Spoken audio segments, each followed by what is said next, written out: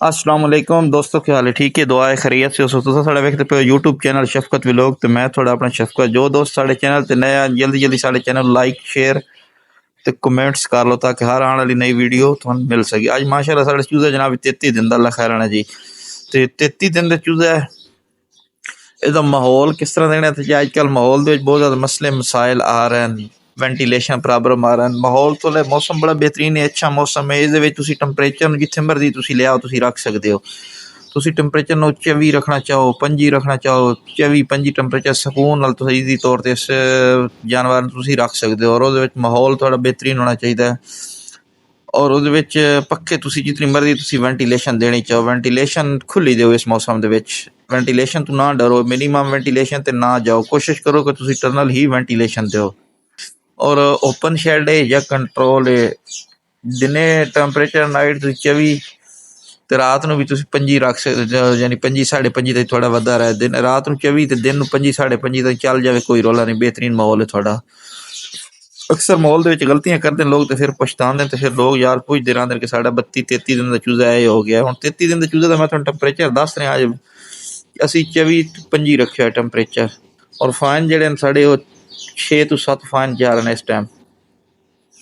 क्योंकि फाइन तुसी इनू हवा दसो। ऑक्सीजन याद रखा है कि ऑक्सीजन ऐसी चीज़ है, ऑक्सीजन मिलनी है तो खून बनना है, नहीं तो खून नहीं बनता। कोई जानदार चीज़ है, कोई भी जानदार चीज़ खून बन सी किसी का पानी बन सी जो भी बन सी, यानी कि ऑक्सीजन जरूरी है। ऑक्सीजन अगर अच्छी हो सी तो थोड़ा कोई जानवर है बहुत अच्छे ग्रोथ कर सी। जितनी मर्जी थोड़ी टॉप क्वालिटी की फीड हो वो फीड भी रिजल्ट थोड़ा नहीं देना। वजन FCR हर चीज़ नहीं देनी जो वेंटिलेशन उन्होंने नहीं मिलनी। वेंटिलेशन टर्नल दो, खुला माहौल दो। बेशक तुसी अजकल तुहानू शावरिंग करनी पौंदी है तो शावरिंग करो, ये नहीं भी लाजमी नहीं भी तुसी शावरिंग बहुती करो, हल्की फुल्की शावरिंग करो।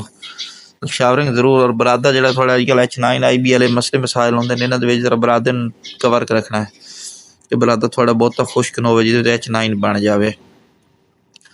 उस तो इलावा तो अगर डेली का थोड़ा जानवर है तो इतने जनाब तुम विटामिन C का दिने पानी दे लो। उस ब्रोकोडाइलीटर का 1-2 पानी दे लो। वे छोटी छोटी चीज़ां जिहड़ियां ना गौर कीतियां करो इन्होंने। असीं जिहड़ी चीज़ तुहानूं दसदे हैं जैनियन अपने दिल नाल दसदे हैं और अपने प्रैक्टिकल तजर्बे नाल दसदे हैं। जिहड़ा साडा तजर्बा है 15-16 साल का, क्योंकि इस वास्ते तुहानूं पता होना चाहिए असी जो हर एक चीज़ तुहानूं चूज़ा वेख माशाल्लाह किस तरह बैठा। हूँ शावरिंग और ये बैक एरिए में आ गया तो मुख्तलिफ जगह तो थोड़ी थोड़ी वीडियो बनाने ताकि तुहानूं सारे जानवर का पता लगे जानवर किस तरह बैठा है, क्या कर रहा है।